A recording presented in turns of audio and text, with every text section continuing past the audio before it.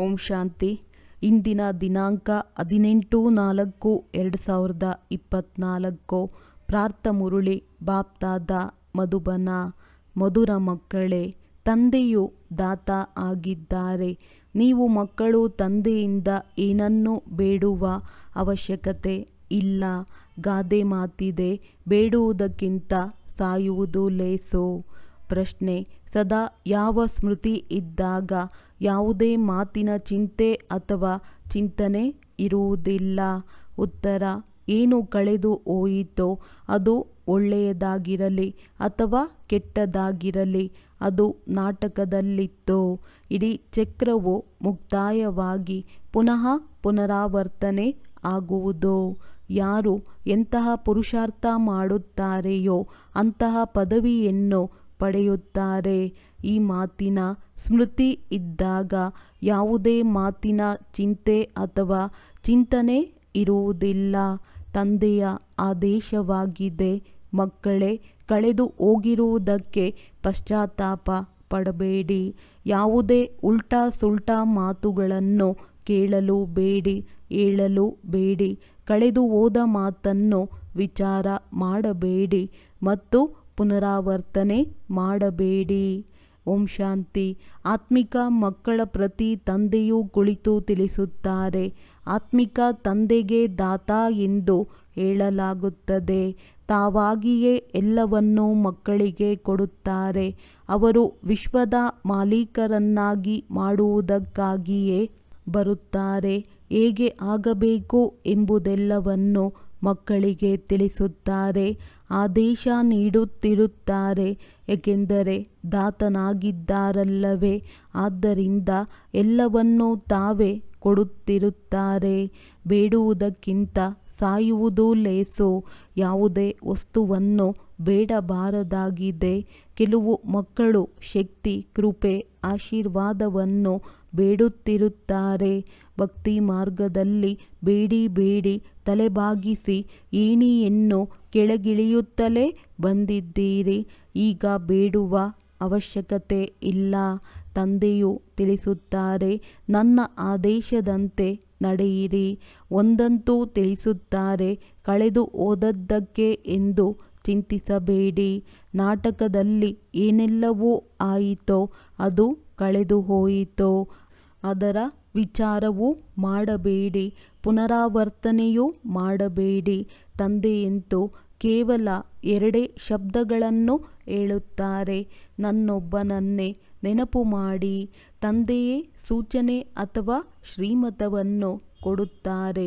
ಅದರಂತೆ ನಡೆಯುವುದು ಮಕ್ಕಳ ಕರ್ತವ್ಯವಾಗಿದೆ. ಇದು ಎಲ್ಲದಕ್ಕಿಂತ ಶ್ರೇಷ್ಠ ಸೂಚನೆ ಆಗಿದೆ.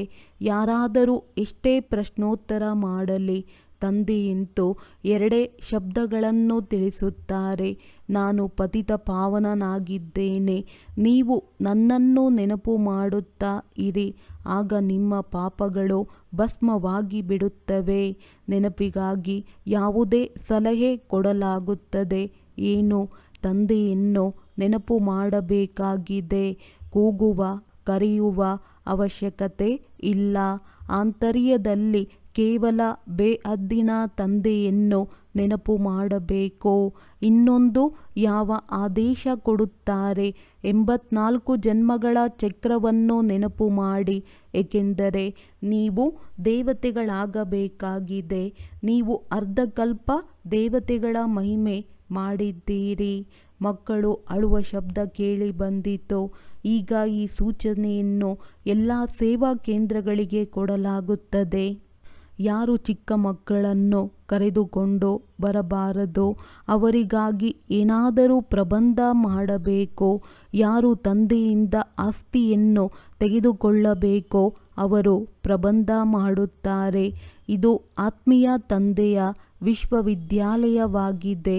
ಇದರಲ್ಲಿ ಚಿಕ್ಕ ಮಕ್ಕಳ ಅವಶ್ಯಕತೆ ಇಲ್ಲ. ಬ್ರಾಹ್ಮಣಿಯ ಕರ್ತವ್ಯವಾಗಿದೆ. ಯಾವಾಗ ಯೋಗ್ಯ ಸೇವಾದಾರಿಗಳಾಗುವರೋ ಆಗ ಅವರನ್ನು ರಿಫ್ರೆಶ್ ಮಾಡಲು ಕರೆದುಕೊಂಡು ಬರಬೇಕು. ಹಿರಿಯರಿರಬಹುದು, ಕಿರಿಯರಿರಬಹುದು. ಇದು ವಿಶ್ವವಿದ್ಯಾಲಯವಾಗಿದೆ.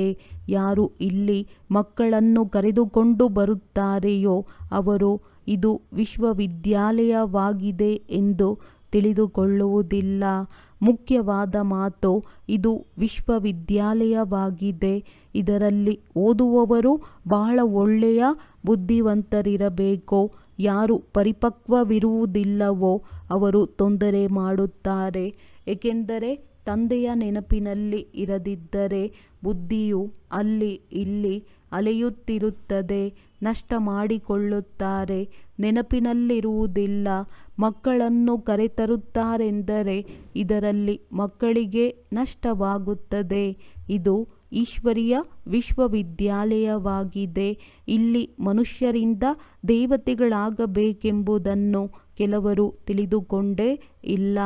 ತಂದೆಯು ತಿಳಿಸುತ್ತಾರೆ, ಬಲೆ ಗೃಹಸ್ಥ ವ್ಯವಹಾರದಲ್ಲಿ ಮಕ್ಕಳು ಮರಿಗಳ ಜೊತೆ ಇರಿ. ಕೇವಲ 1 ವಾರವೇನು, 3-4 ದಿನಗಳಾದರೂ ಸಾಕು. ಈ ಜ್ಞಾನವು ಸಹಜವಾಗಿದೆ. ತಂದೆಯನ್ನು ಅರಿತುಕೊಳ್ಳಬೇಕಾಗಿದೆ. ಪಾರಲೌಕಿಕ ತಂದೆಯನ್ನು ಅರಿತುಕೊಳ್ಳುವುದರಿಂದ ಅಪರಿಮಿತ ಆಸ್ತಿಯು ಸಿಗುವುದು.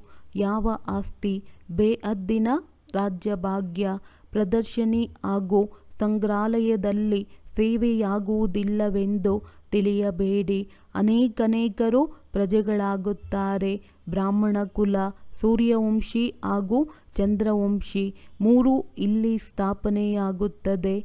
ಅಂದಾಗ ಇದು ಬಹಳ ದೊಡ್ಡ ವಿಶ್ವವಿದ್ಯಾಲಯವಾಗಿದೆ.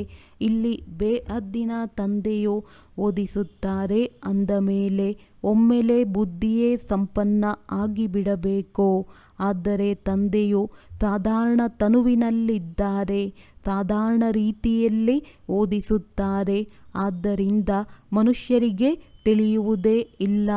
ಈಶ್ವರೀಯ ವಿಶ್ವವಿದ್ಯಾಲಯವು ಈ ರೀತಿ ಇರುವುದೇ ಎನ್ನುತ್ತಾರೆ. ತಂದೆಯು ಹೇಳುತ್ತಾರೆ, ನಾನು ಬಡವರ ಬಂಧುವಾಗಿದ್ದೇನೆ, ಬಡವರಿಗೆ ಓದಿಸುತ್ತೇನೆ. ಸಾಹುಕಾರರಿಗೆ ಓದುವ ಶಕ್ತಿ ಇಲ್ಲ. ಅವರ ಬುದ್ಧಿಯಲ್ಲಂತೂ ಮೆಹಲ್ ಮಹಡಿಗಳೇ ಇರುತ್ತವೆ. ಬಡವರೇ ಸಾಹುಕಾರರಾಗುತ್ತಾರೆ, ಸಾಹುಕಾರರು ಬಡವರಾಗುತ್ತಾರೆ. ಇದು ನಿಯಮವಾಗಿದೆ. ದಾನವನ್ನು ಎಂದಾದರೂ ಸಾಹುಕಾರರಿಗೆ ಕೊಡಲಾಗುತ್ತದೆಯೇ?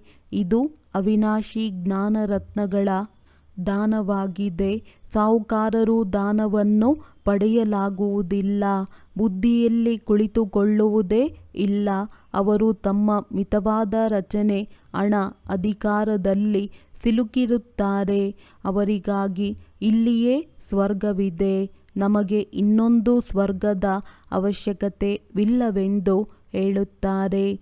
ಯಾರಾದರೂ ಹಿರಿಯ ವ್ಯಕ್ತಿಗಳು ಸಾವನ್ನಪ್ಪಿದಾಗ ಸ್ವರ್ಗವಾಸಿಗಳಾದರೆಂದು ಹೇಳುತ್ತಾರೆ. ಇವರು ಸ್ವರ್ಗಕ್ಕೆ ಹೋದರೆಂದು ತಾವೇ ಹೇಳುತ್ತಾರೆ. ಅಂದ ಮೇಲೆ ಅವಶ್ಯವಾಗಿ ಇದು ನರಕವಾಗಿತ್ತಲ್ಲವೇ? ಆದರೆ ಇಷ್ಟು ಕಲ್ಲು ಬುದ್ಧಿಯವರಾಗಿದ್ದಾರೆ. ನರಕವೇನೆಂಬುದನ್ನು ತಿಳಿದುಕೊಳ್ಳುವುದೇ ಇಲ್ಲ. ಇದಂತೂ ನಿಮ್ಮ ಬಹಳ ದೊಡ್ಡ ವಿಶ್ವವಿದ್ಯಾಲಯವಾಗಿದೆ. ತಂದೆಯು ತಿಳಿಸುತ್ತಾರೆ, ಯಾರ ಬುದ್ಧಿಗೆ ಬೀಗ ಹಾಕಲ್ಪಟ್ಟಿದೆಯೋ ಅವರಿಗೆ ಬಂದು ಓದಿಸುತ್ತೇನೆ. ತಂದೆಯು ಯಾವಾಗ ಬರುವರೋ ಆಗ ಬೀಗವನ್ನು ತೆರೆಯುತ್ತಾರೆ. ಸ್ವಯಂ ತಂದೆಯೇ ಸಲಹೆ ನೀಡುತ್ತಾರೆ. ನಿಮ್ಮ ಬುದ್ಧಿಯ ಬೀಗವು ಹೇಗೆ ತೆರೆಯುತ್ತದೆ? ತಂದೆಯಿಂದ ಏನನ್ನೂ ಬೇಡಬಾರದು. ಇದರಲ್ಲಿ ನಿಶ್ಚಯವಿರಬೇಕು. ಎಷ್ಟು ಪ್ರಿಯ ತಂದೆಯಾಗಿದ್ದಾರೆ. ಯಾರನ್ನು ಭಕ್ತಿಯಲ್ಲಿ ನೆನಪು ಮಾಡುತ್ತಿದ್ದೀರಿ? ಯಾರನ್ನು ನೆನಪು ಮಾಡಲಾಗುತ್ತದೆಯೋ ಅವರು ಅವಶ್ಯವಾಗಿ ಎಂದಾದರೂ ಬರಬೇಕಲ್ಲವೇ? ಮತ್ತೆ ಪುನರಾವರ್ತನೆ ಆಗುವುದಕ್ಕಾಗಿಯೇ ನೆನಪು ಮಾಡುತ್ತಾರೆ. ತಂದೆಯು ಬಂದು ಮಕ್ಕಳಿಗೆ ತಿಳಿಸುತ್ತಾರೆ. ಮಕ್ಕಳು ಹೋಗಿ ಹೊರಗೆ ತಿಳಿಸಬೇಕು. ತಂದೆಯು ಹೇಗೆ ಬಂದಿದ್ದಾರೆ? ಏನು ಹೇಳುತ್ತಾರೆ? ಮಕ್ಕಳೇ, ನೀವೆಲ್ಲರೂ ಪತಿತರಾಗಿದ್ದೀರಿ. ನಾನೇ ಬಂದು ಪಾವನರನ್ನಾಗಿ ಮಾಡುತ್ತೇನೆ. ಪತಿತರಾಗಿರುವ ನೀವಾತ್ಮಗಳು ಈಗ ಕೇವಲ ಪತಿತ ಪಾವನ ತಂದೆಯಾದ ನನ್ನನ್ನು ನೆನಪು ಮಾಡಿ, ಪರಮಾತ್ಮನಾದ ನನ್ನನ್ನು ನೆನಪು ಮಾಡಿ ಇದರಲ್ಲಿ ಏನನ್ನೂ ಬೇಡುವ ಅವಶ್ಯಕತೆ ಇಲ್ಲ. ನೀವು ಭಕ್ತಿಯಲ್ಲಿ ಅರ್ಧಕಲ್ಪ ಬಹಳಷ್ಟು ಬೇಡಿದ್ದೀರಿ, ಆದರೆ ಏನೂ ಸಿಗಲಿಲ್ಲ. ಈಗ ಬೇಡುವುದನ್ನು ನಿಲ್ಲಿಸಿ ನಾನಾಗಿಯೇ ನಿಮಗೆ ಕೊಡುತ್ತಿರುತ್ತೇನೆ. ತಂದೆಗೆ ಮಕ್ಕಳಾಗುವುದರಿಂದ ಆಸ್ತಿಯಂತೂ ಅವಶ್ಯವಾಗಿ ಸಿಗುತ್ತದೆ. ಯಾರು ಪ್ರೌಢ ಮಕ್ಕಳಿರುತ್ತಾರೆ ಅವರು ತಂದೆಯನ್ನು ಬೇಗನೆ ತಿಳಿದುಕೊಳ್ಳುತ್ತಾರೆ. ತಂದೆಯ ಆಸ್ತಿಯು ಸ್ವರ್ಗದ 21 ಜನ್ಮಗಳ ರಾಜ್ಯಭಾಗ್ಯವಾಗಿದೆ. ಇದಂತೂ ನಿಮಗೆ ಗೊತ್ತಿದೆ. ಯಾವಾಗ ನರಕವಾಸಿಗಳಾಗಿರುತ್ತಾರೆಯೋ ಆಗ ಈಶ್ವರಾರ್ಥವಾಗಿ ದಾನ ಪುಣ್ಯ ಮಾಡುವವರಿಗೆ ಅಲ್ಪ ಕಾಲಕ್ಕಾಗಿ ಸುಖ ಸಿಗುತ್ತದೆ. ಮನುಷ್ಯರು ದಾನದ ಹಣವನ್ನು ತೆಗೆಯುತ್ತಾರೆ. ಬಹಳಷ್ಟು ವ್ಯಾಪಾರಿಗಳು ಹೀಗೆ ತೆಗೆಯುತ್ತಾರೆ. ಅಂದಾಗ ಯಾರು ವ್ಯಾಪಾರಿಗಳಿರುವರೋ ಅವರು ತಂದೆಯಿಂದ ವ್ಯಾಪಾರ ಮಾಡಲು ಬಂದಿದ್ದೇವೆ ಎಂದು ಹೇಳುತ್ತಾರೆ. ಮಕ್ಕಳು ತಂದೆಯೊಂದಿಗೆ ವ್ಯಾಪಾರ ಮಾಡುತ್ತಾರಲ್ಲವೇ? ತಂದೆಯ ಸಂಪತ್ತನ್ನು ತೆಗೆದುಕೊಂಡು ಮತ್ತೆ ಅದರಿಂದ ಶ್ರಾದ್ದ ಇತ್ಯಾದಿಯನ್ನು ಮಾಡುತ್ತಾರೆ. ದಾನ ಪುಣ್ಯ ಮಾಡುತ್ತಾರೆ. ಧರ್ಮಶಾಲೆ, ಮಂದಿರ ಮೊದಲಾದವುಗಳನ್ನು ಮಾಡಿಸಿ ಅದರ ಮೇಲೆ ತಮ್ಮ ತಂದೆಯ ಹೆಸರನ್ನಿಡುತ್ತಾರೆ. ಏಕೆಂದರೆ ಯಾರಿಂದ ಸಂಪತ್ತು ಸಿಕ್ಕಿತೋ ಅವರಿಗಾಗಿ ಅವಶ್ಯವಾಗಿ ಮಾಡಬೇಕು. ಅಂದ ಮೇಲೆ ಅದು ವ್ಯಾಪಾರವಾಯಿತೋ? ಅವೆಲ್ಲವೂ ದೈಹಿಕ ಮಾತುಗಳಾಗಿದೆ. ಈಗ ತಂದೆಯು ತಿಳಿಸುತ್ತಾರೆ, ಮಕ್ಕಳೇ, ಕಳೆದು ಹೋಗಿದ್ದಕ್ಕೆ ಚಿಂತಿಸಬೇಡಿ. ಯಾವುದೇ ಉಲ್ಟಾ ಸುಲ್ಟಾ ಮಾತುಗಳನ್ನು ಕೇಳಬೇಡಿ. ಯಾರಾದರೂ ಉಲ್ಟಾ ಸುಲ್ಟಾ ಪ್ರಶ್ನೆಗಳನ್ನು ಕೇಳಿದರೆ ಅವರಿಗೆ ತಿಳಿಸಿ, ಈ ಮಾತುಗಳಲ್ಲಿ ಹೋಗುವ ಅವಶ್ಯಕತೆ ಇಲ್ಲ. ನೀವು ಮೊದಲು ತಂದೆಯನ್ನು ನೆನಪು ಮಾಡಿ. ಭಾರತದ ಪ್ರಾಚೀನ ರಾಜಯೋಗವು ಪ್ರಸಿದ್ಧವಾಗಿದೆ. ಎಷ್ಟು ನೆನಪು ಮಾಡುವಿರೋ, ದೈವಿ ಗುಣಗಳನ್ನು ಧಾರಣೆ ಮಾಡುವಿರೋ ಅಷ್ಟು ಉನ್ನತ ಪದವಿಯನ್ನು ಪಡೆಯುತ್ತೀರಿ. ಇದು ವಿಶ್ವವಿದ್ಯಾಲಯವಾಗಿದೆ. ಗುರಿ ದೇಹ ಸ್ಪಷ್ಟವಾಗಿದೆ.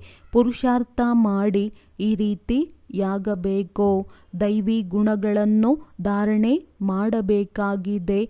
ಯಾರಿಗೂ ಯಾವುದೇ ಪ್ರಕಾರದ ದುಃಖವನ್ನು ಕೊಡಬಾರದಾಗಿದೆ. ಏಕೆಂದರೆ ದುಃಖಹರ್ತ ಸುಖಕರ್ತ ತಂದೆಯ ಮಕ್ಕಳಾಗಿದ್ದೀರಲ್ಲವೇ? ಅದು ಸೇವೆಯಿಂದ ತಿಳಿಯುತ್ತದೆ. ಅನೇಕರು ಹೊಸಬ್ಬರು ಬರುತ್ತಾರೆ. 25-30 ವರ್ಷದವರಿಗಿಂತಲೂ 10-12 ದಿನಗಳವರು ತೀಕ್ಷ್ಣವಾಗಿ ಹೋಗುತ್ತಾರೆ. ನೀವು ಮಕ್ಕಳು ಅನೇಕರನ್ನು ತಮ್ಮ ಸಮಾನ ಮಾಡಿಕೊಳ್ಳಬೇಕು. ಎಲ್ಲಿಯವರೆಗೆ ಬ್ರಾಹ್ಮಣರಾಗುವುದಿಲ್ಲವೋ ಅಲ್ಲಿಯವರೆಗೆ ದೇವತೆಗಳಾಗಲು ಹೇಗೆ ಸಾಧ್ಯ? ಗ್ರೇಟ್ ಗ್ರೇಟ್ ಗ್ರ್ಯಾಂಡ್ ಫಾದರ್ ಬ್ರಹ್ಮ ಆಗಿದ್ದಾರೆ. ಯಾರು ಬಂದು ಹೋಗುತ್ತಾರೆಯೋ ಅವರ ಗಾಯನ ಮಾಡುತ್ತಿರುತ್ತಾರೆ. ಮತ್ತೆ ಅವಶ್ಯವಾಗಿ ಅವರು ಬರುತ್ತಾರೆ. ಯಾವುದೆಲ್ಲ ಹಬ್ಬ ಮೊದಲಾದವುಗಳ ಗಾಯನವಿದೆಯೋ ಎಲ್ಲವೂ ಆಗಿ ಹೋಗಿದೆ, ಪುನಃ ಆಗುತ್ತದೆ. ಈ ಸಮಯದಲ್ಲಿ ಎಲ್ಲ ಹಬ್ಬಗಳು ಆಗುತ್ತವೆ. ರಕ್ಷಾಬಂಧನ ಇತ್ಯಾದಿ ಎಲ್ಲದರ ರಹಸ್ಯವನ್ನು ತಂದೆಯು ತಿಳಿಸುತ್ತಿರುತ್ತಾರೆ. ನೀವು ತಂದೆಯ ಮಕ್ಕಳಾಗಿದ್ದೀರಿ ಅಂದಾಗ ಪಾವನರು ಆಗಬೇಕಾಗಿದೆ. ಪತಿತ ಪಾವನ ತಂದೆಯನ್ನು ಕರೆಯುವುದರಿಂದ ತಂದೆಯು ಮಾರ್ಗವನ್ನು ತಿಳಿಸುತ್ತಾರೆ. ಕಲ್ಪ ಕಲ್ಪವೂ ಯಾರು ಆಸ್ತಿಯನ್ನು ಪಡೆದಿರುವರೋ ಅವರೇ ನಿಖರವಾಗಿ ನಡೆಯುತ್ತಿರುತ್ತಾರೆ. ನೀವು ಸಹ ಸಾಕ್ಷಿಯಾಗಿ ನೋಡುತ್ತೀರಿ. ಬಾಪ್ ದಾದಾರವರು ಸಹ ಸಾಕ್ಷಿಯಾಗಿ ನೋಡುತ್ತಾರೆ. ಇವರು ಎಲ್ಲಿಯವರೆಗೆ ಶ್ರೇಷ್ಠ ಪದವಿಯನ್ನು ಪಡೆಯುತ್ತಾರೆ? ಇವರ ನಡವಳಿಕೆ ಹೇಗಿದೆ? ಶಿಕ್ಷಕರಿಗೆ ಎಲ್ಲವೂ ತಿಳಿದಿರುತ್ತದೆ ಎಲ್ಲವೇ? ಎಷ್ಟು ಜನರನ್ನು ತಮ್ಮ ಸಮಾನ ಮಾಡುತ್ತಾರೆ? ಎಷ್ಟು ಸಮಯ ನೆನಪಿನಲ್ಲಿರುತ್ತಾರೆ. ಮೊದಲು ಬುದ್ಧಿಯಲ್ಲಿ ಇದು ಈಶ್ವರೀಯ ವಿಶ್ವವಿದ್ಯಾಲಯವಾಗಿದೆ ಎಂದು ನೆನಪಿರಬೇಕು. ಇದು ಜ್ಞಾನಕ್ಕಾಗಿ ವಿಶ್ವವಿದ್ಯಾಲಯವಾಗಿದೆ. ಅವೆಲ್ಲವೂ ಲೌಕಿಕದ ವಿಶ್ವವಿದ್ಯಾಲಯಗಳಾಗಿದೆ. ಇದು ಬೇಅದ್ದಿನದ್ದಾಗಿದೆ. ದುರ್ಗತಿಯಿಂದ ಸದ್ಗತಿ, ನರಕದಿಂದ ಸ್ವರ್ಗವನ್ನಾಗಿ ಮಾಡುವವರು ಒಬ್ಬ ತಂದೆಯೇ ಆಗಿದ್ದಾರೆ. ತಂದೆಯ ದೃಷ್ಟಿಯಂತೂ ಎಲ್ಲ ಆತ್ಮಗಳ ಕಡೆ ಹೋಗಿದೆ. ಎಲ್ಲರ ಕಲ್ಯಾಣ ಮಾಡಬೇಕಾಗಿದೆ. ಹಿಂತಿರುಗಿ ಕರೆದುಕೊಂಡು ಹೋಗಬೇಕಾಗಿದೆ. ಕೇವಲ ನಿಮ್ಮನ್ನಷ್ಟೇ ಅಲ್ಲ, ಇಡೀ ವಿಶ್ವದ ಆತ್ಮಗಳನ್ನು ನೆನಪು ಮಾಡುತ್ತಾರೆ. ಅದರಲ್ಲಿ ವಿಶೇಷವಾಗಿ ಮಕ್ಕಳಿಗೆ ಓದಿಸುತ್ತಾರೆ. ಇದು ಸಹ ತಿಳಿದಿದ್ದೀರಿ. ಹೇಗೆ ನಂಬರ್ವಾರಾಗಿ ಯಾರು ಬಂದಿದ್ದಾರೆಯೋ ಮತ್ತೆ ಹೋಗುವುದು ಹಾಗೆಯೇ ಎಲ್ಲ ಆತ್ಮಗಳು ಬರುತ್ತಾರೆ. ನೀವು ಸಹ ನಂಬರ್ವಾರ್ ಹೇಗೆ ಹೋಗುತ್ತೀರಿ ಅದೆಲ್ಲವನ್ನು ತಿಳಿಸಲಾಗುತ್ತದೆ. ಕಲ್ಪದ ಹಿಂದೆ ಏನಾಗಿತ್ತೋ ಅದೇ ಆಗುವುದು. ಇದನ್ನು ಸಹ ನಿಮಗೆ ತಿಳಿಸಲಾಗುತ್ತದೆ. ನೀವು ಹೇಗೆ ಮತ್ತೆ ಹೊಸ ಪ್ರಪಂಚದಲ್ಲಿ ಬರುತ್ತೀರಿ. ಯಾರು ನಂಬರ್ವಾರ್ ಆಗಿ ಹೊಸ ಪ್ರಪಂಚದಲ್ಲಿ ಬರುತ್ತಾರೆಯೋ ಅವರಿಗೆ ತಿಳಿಸಲಾಗುತ್ತದೆ. ನೀವು ಮಕ್ಕಳು ತಂದೆಯನ್ನು ಅರಿಯುವುದರಿಂದ ತಮ್ಮ ಧರ್ಮವನ್ನು ಮತ್ತು ಎಲ್ಲ ಧರ್ಮಗಳ ಪೂರ್ಣ ವೃಕ್ಷವನ್ನು ತಿಳಿದುಕೊಳ್ಳುತ್ತೀರಿ. ಇದರಲ್ಲಿ ಏನನ್ನೂ ಬೇಡುವ ಅವಶ್ಯಕತೆ ಇಲ್ಲ. ಆಶೀರ್ವಾದವನ್ನು ಸಹ ಬಾಬಾ ದಯೆ ತೋರಿಸಿ ಕೃಪೆ ಮಾಡಿ ಎಂದು ಬರೆಯುತ್ತಾರೆ. ತಂದೆಯಂತೂ ಏನನ್ನೂ ಮಾಡುವುದಿಲ್ಲ. ತಂದೆಯಂತೂ ಮಾರ್ಗವನ್ನು ತಿಳಿಸುವುದಕ್ಕಾಗಿಯೇ ಬಂದಿದ್ದಾರೆ. ನಾಟಕದಲ್ಲಿ ಎಲ್ಲರನ್ನೂ ಪಾವನ ಮಾಡುವುದೇ ನನ್ನ ಪಾತ್ರವಾಗಿದೆ. ಹೇಗೆ ಕಲ್ಪಕಲ್ಪವೂ ಅಭಿನಯಿಸಿದ್ದೇನೆಯೋ ಹಾಗೆಯೇ ಅಭಿನಯಿಸುತ್ತೇನೆ. ಯಾವುದು ಒಳ್ಳೆಯದು ಅಥವಾ ಕೆಟ್ಟದ್ದು ಕಳೆದು ಹೋಗಿತ್ತೋ ಅದು ನಾಟಕದಲ್ಲಿ ಇತ್ತು. ಯಾವುದೇ ಮಾತಿನ ಚಿಂತೆ ಮಾಡಬಾರದು. ನಾವು ಮುಂದೆ ಹೋಗುತ್ತಾ ಇರುತ್ತೇವೆ. ಇದು ಬೇಅದ್ದಿನ ನಾಟಕವಲ್ಲವೇ? ಪೂರ್ಣ ಚಕ್ರವು ಮುಕ್ತಾಯವಾಗಿ ಮತ್ತೆ ಪುನರಾವರ್ತನೆ ಆಗುತ್ತದೆ. ಯಾರು ಹೇಗೆ ಪುರುಷಾರ್ಥ ಮಾಡುತ್ತಾರೆಯೋ ಹಾಗೆಯೇ ಪದವಿಯನ್ನು ಪಡೆಯುತ್ತಾರೆ. ಬೇಡುವ ಅವಶ್ಯಕತೆ ಇಲ್ಲ. ಭಕ್ತಿ ಮಾರ್ಗದಲ್ಲಿ ನೀವು ಬಹಳಷ್ಟು ಬೇಡಿದ್ದೀರಿ. ಎಲ್ಲ ಹಣವನ್ನು ಸಮಾಪ್ತಿ ಮಾಡಿದ್ದೀರಿ. ಇದೆಲ್ಲವೂ ನಾಟಕದಲ್ಲಿ ಮಾಡಲ್ಪಟ್ಟಿದೆ. ಅವರು ಕೇವಲ ತಿಳಿಸುತ್ತಾರೆ. ಅರ್ಧಕಲ್ಪ ಭಕ್ತಿ ಮಾಡುತ್ತಾ ಶಾಸ್ತ್ರಗಳನ್ನು ಓದುತ್ತಾ ಎಷ್ಟೊಂದು ಖರ್ಚು ಆಗುತ್ತದೆ.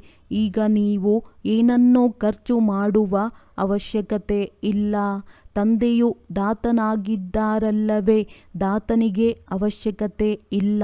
ಅವರು ಬಂದಿರುವುದೇ ಕೊಡಲು. ನಾವು ಶಿವಬಾಬನಿಗೆ ಕೊಟ್ಟಿದ್ದೇವೆಂದು ತಿಳಿಯಬೇಡಿ. ಅರೆ, ಶಿವ ತಂದೆಯಿಂದಂತೂ ಬಹಳ ಸಿಗುತ್ತದೆ. ನೀವು ಇಲ್ಲಿ ಪಡೆಯಲು ಬಂದಿದ್ದೀರಲ್ಲವೇ? ಶಿಕ್ಷಕರ ಬಳಿ ವಿದ್ಯಾರ್ಥಿಗಳು ಪಡೆಯುವುದಕ್ಕಾಗಿ ಬರುತ್ತಾರೆ. ಆ ಲೌಕಿಕ ತಂದೆ ಶಿಕ್ಷಕ ಗುರುಗಳಿಂದಂತೂ ನೀವು ನಷ್ಟವನ್ನೇ ಹೊಂದಿದ್ದೀರಿ. ಈಗ ಮಕ್ಕಳು ಶ್ರೀಮತದಂತೆ ನಡೆಯಬೇಕು. ಆಗಲೇ ಶ್ರೇಷ್ಠ ಪದವಿಯನ್ನು ಪಡೆಯುತ್ತೀರಿ. ಶಿವತಂದೆಯು ಡಬಲ್ ಶ್ರೀ ಆಗಿದ್ದಾರೆ. ನೀವು ಸಿಂಗಲ್ ಶ್ರೀ ಆಗಿದ್ದೀರಿ. ಶ್ರೀ ಲಕ್ಷ್ಮೀ ಶ್ರೀನಾರಾಯಣ ಎಂದು ಕರೆಯಲಾಗುತ್ತದೆ. ಶ್ರೀಲಕ್ಷ್ಮಿ ಶ್ರೀನಾರಾಯಣ ಇಬ್ಬರೂ ಆಗಿಬಿಟ್ಟರು. ವಿಷ್ಣುವಿಗೆ ಶ್ರೀ ಎಂದು ಹೇಳುತ್ತಾರೆ. ಏಕೆಂದರೆ ಇಬ್ಬರೂ ಒಟ್ಟಿಗೆ ಇದ್ದಾರೆ. ಇಬ್ಬರನ್ನು ಆ ರೀತಿ ಮಾಡುವವರು ಯಾರು? ಯಾರು ಒಬ್ಬ ಶ್ರೀ ಇದ್ದಾರೆಯೋ ಅವರೇ ಮಾಡುತ್ತಾರೆ. ಉಳಿದಂತೆ ಡಬಲ್ ಶ್ರೀ ಯಾರೂ ಆಗುವುದಿಲ್ಲ. ಇತ್ತೀಚೆಗಂತೂ ಶ್ರೀ ಲಕ್ಷ್ಮೀ ನಾರಾಯಣ, ಶ್ರೀ ಸೀತಾರಾಮ ಎಂದು ಹೆಸರನ್ನು ಇಟ್ಟುಕೊಳ್ಳುತ್ತಾರೆ. ಅಂದಾಗ ಮಕ್ಕಳು ಇದೆಲ್ಲವನ್ನು ಧಾರಣೆ ಮಾಡಿ ಖುಷಿಯಲ್ಲಿ ಇರಬೇಕಾಗಿದೆ. ಇತ್ತೀಚೆಗೆ ಆಧ್ಯಾತ್ಮಿಕ ಸಮ್ಮೇಳನಗಳು ಆಗುತ್ತಿರುತ್ತವೆ. ಸಮ್ಮೇಳನಗಳು ಆಗುತ್ತಿರುತ್ತವೆ. ಆದರೆ ಆಧ್ಯಾತ್ಮಿಕದ ಅರ್ಥವನ್ನು ತಿಳಿದುಕೊಂಡಿಲ್ಲ. ಆತ್ಮಿಕ ಜ್ಞಾನವನ್ನು ಒಬ್ಬರ ವಿನಃ ಯಾರೂ ಕೊಡಲು ಸಾಧ್ಯವಿಲ್ಲ. ತಂದೆಯು ಎಲ್ಲ ಆತ್ಮಗಳ ತಂದೆ ಆಗಿದ್ದಾರೆ. ಅವರಿಗೆ ಸ್ಪಿರಿಚುವಲ್ ಆಧ್ಯಾತ್ಮಿಕ ತಂದೆ ಎಂದು ಹೇಳುತ್ತಾರೆ. ತತ್ವಜ್ಞಾನಕ್ಕೂ ಸಹ ಆಧ್ಯಾತ್ಮಿಕತೆ ಎಂದು ಹೇಳಿಬಿಡುತ್ತಾರೆ. ಇದಂತೂ ನೀವು ತಿಳಿಯುತ್ತೀರಿ. ಇದು ಕಾಡಾಗಿದೆ. ಎಲ್ಲರೂ ಪರಸ್ಪರ ದುಃಖ ಕೊಡುತ್ತಿರುತ್ತಾರೆ. ನಿಮಗೆ ಗೊತ್ತಿದೆ, ಅಹಿಂಸಾ ಪರಮೋ ದೇವಿ ದೇವತೆಗಳೆಂದು ಗಾಯನವಿದೆ. ಅಲ್ಲಿ ಯಾವುದೇ ಹೊಡೆದಾಟಗಳಾಗುವುದಿಲ್ಲ. ಕೋಪಿಸಿಕೊಳ್ಳುವುದು ಹಿಂಸೆಯಾಗಿದೆ. ಇದಕ್ಕೆ ಸೆಮಿ ಹಿಂಸೆ ಎಂದಾದರೂ ಹೇಳಿ, ಏನಾದರೂ ಹೇಳಿ. ಇಲ್ಲಂತೂ ಸಂಪೂರ್ಣ ಅಹಿಂಸಕರಾಗಬೇಕಾಗಿದೆ. ಯಾವುದೇ ಮನಸ ವಾಚ ಕರ್ಮಣ ಕೆಟ್ಟ ಕರ್ಮ ಆಗಬಾರದು. ಯಾರಾದರೂ ಪೊಲೀಸ್ ಮೊದಲಾದ ಕರ್ತವ್ಯಗಳನ್ನು ಮಾಡುತ್ತಾರೆಂದರೆ ಅದರಲ್ಲಿ ಯುಕ್ತಿಯಿಂದ ಕೆಲಸವನ್ನು ತೆಗೆದುಕೊಳ್ಳಬೇಕು. ಎಷ್ಟು ಸಾಧ್ಯವೋ ಅಷ್ಟು ಪ್ರೀತಿಯಿಂದ ಕೆಲಸವನ್ನು ತೆಗೆದುಕೊಳ್ಳಬೇಕು. ಬಾಬಾರವರಿಗೆ ತಮ್ಮ ಅನುಭವವಿದೆ. ಪ್ರೀತಿಯಿಂದ ತಮ್ಮ ಕೆಲಸವನ್ನು ತೆಗೆದುಕೊಳ್ಳುತ್ತಾರೆ. ಇದರಲ್ಲಿ ಬಹಳ ಯುಕ್ತಿ ಬೇಕು. ಬಹಳ ಪ್ರೀತಿಯಿಂದ 100ಕ್ಕೆ 100ರಷ್ಟು ಹೇಗೆ ಶಿಕ್ಷೆ ಸಿಗುತ್ತದೆ ಎಂಬುದನ್ನು ತಿಳಿಸಬೇಕು. ಒಳ್ಳೆಯದು. ಮಧುರಾತಿ ಮಧುರ ಅಗಲಿ ಮರಳಿ ಸಿಕ್ಕಿರುವಂತಹ ಮಕ್ಕಳಿಗೆ ಪ್ರೀತಿಯ ಮಾತ್ಪಿತಾ ಬಾಪ್ದಾದಾರವರ ನೆನಪು, ಪ್ರೀತಿ ಹಾಗೂ ಸುಪ್ರಭಾತ. ಆತ್ಮೀಯ ಮಕ್ಕಳಿಗೆ ಆತ್ಮೀಯ ತಂದೆಯ ನಮಸ್ತೆ. ಧಾರಣೆಗಾಗಿ ಮುಖ್ಯ ಸಾರ. ನಾವು ದುಃಖಹರ್ತ ಸುಖಕರ್ತನ ತಂದೆಯ ಮಕ್ಕಳಾಗಿದ್ದೇವೆ. ಆದ್ದರಿಂದ ಯಾರಿಗೂ ದುಃಖವನ್ನು ಕೊಡಬಾರದು. ಗುರಿ ಉದ್ದೇಶವನ್ನು ಸನ್ಮುಖದಲ್ಲಿ ಇಟ್ಟುಕೊಂಡು ದೈವಿ ಗುಣಗಳನ್ನು ಧಾರಣೆ ಮಾಡಬೇಕಾಗಿದೆ. ತಮ್ಮ ಸಮಾನರನ್ನಾಗಿ ಮಾಡಿಕೊಳ್ಳುವ ಸೇವೆಯನ್ನು ಮಾಡಬೇಕಾಗಿದೆ. ನಾಟಕದಲ್ಲಿ ಪ್ರತಿಯೊಬ್ಬರ ಪಾತ್ರವನ್ನು ತಿಳಿದುಕೊಂಡು ಕಳೆದು ಹೋಗಿರುವ ಯಾವುದೇ ಮಾತಿನ ಚಿಂತನೆ ಮಾಡಬಾರದು. ಮನಸ ವಾಚ ಕರ್ಮಣ ಯಾವುದೇ ಕೆಟ್ಟ ಕರ್ಮ ಆಗಬಾರದು. ಇದನ್ನು ಗಮನದಲ್ಲಿ ಇಟ್ಟುಕೊಂಡು ಡಬಲ್ ಅಹಿಂಸಕರಾಗಬೇಕಾಗಿದೆ. ವರದಾನ: ಒಬ್ಬ ತಂದೆಯನ್ನು ಜೊತೆಗಾರನನ್ನಾಗಿ ಮಾಡಿಕೊಳ್ಳುವ ಅಥವಾ ಅವರ ಜೊತೆಯಲ್ಲಿಯೇ ಇರುವಂತಹ ಸಂಪೂರ್ಣ ಪವಿತ್ರ ಆತ್ಮಭವ. ಸಂಪೂರ್ಣ ಪವಿತ್ರ ಆತ್ಮವು ಅವರೇ ಆಗಿದ್ದಾರೆ. ಯಾರ ಸಂಕಲ್ಪ ಮತ್ತು ಸ್ವಪ್ನದಲ್ಲಿಯೂ ಬ್ರಹ್ಮಚರ್ಯದ ಧಾರಣೆ ಇರುತ್ತದೆ. ಯಾರು ಪ್ರತಿ ಹೆಜ್ಜೆಯಲ್ಲಿ ಬ್ರಹ್ಮ ತಂದೆಯ ಆಚರಣೆಯಲ್ಲಿ ನಡೆಯುವವರಾಗಿದ್ದಾರೆ. ಪವಿತ್ರತೆಯ ಅರ್ಥವಾಗಿದೆ ಸದಾ ತಂದೆಯನ್ನು ಜೊತೆಗಾರನನ್ನಾಗಿ ಮಾಡಿಕೊಳ್ಳುವುದು ಮತ್ತು ತಂದೆಯ ಜೊತೆಯಲ್ಲಿಯೇ ಇರುವುದು. ಸಂಘಟನೆಯ ಜೊತೆ ಪರಿವಾರದ ಸ್ನೇಹದ ಮರ್ಯಾದೆಯು ಬೇರೆ ವಸ್ತುವಾಗಿದೆ. ಆದರೆ ತಂದೆಯ ಕಾರಣದಿಂದಲೇ ಈ ಸಂಘಟನೆಯ ಸ್ನೇಹದ ಕಂಪನಿ ಜೊತೆ ಇದೆ. ತಂದೆ ಇಲ್ಲದಿದ್ದರೆ ಪರಿವಾರವೆಲ್ಲಿಂದ ಬರುತ್ತಿತ್ತು? ತಂದೆಯು ಬೀಜ ಆಗಿದ್ದಾರೆ. ಬೀಜವನ್ನೆಂದಿಗೂ ಮರೆಯಬಾರದು. ಸ್ಲೋಗನ್: ಯಾರದೇ ಪ್ರಭಾವದಲ್ಲಿ ಪ್ರಭಾವಿತರಾಗುವವರಲ್ಲ, ಜ್ಞಾನದ ಪ್ರಭಾವವನ್ನು ಹಾಕುವವರಾಗಿರಿ. ಒಳ್ಳೆಯದು. ಓಂ ಶಾಂತಿ.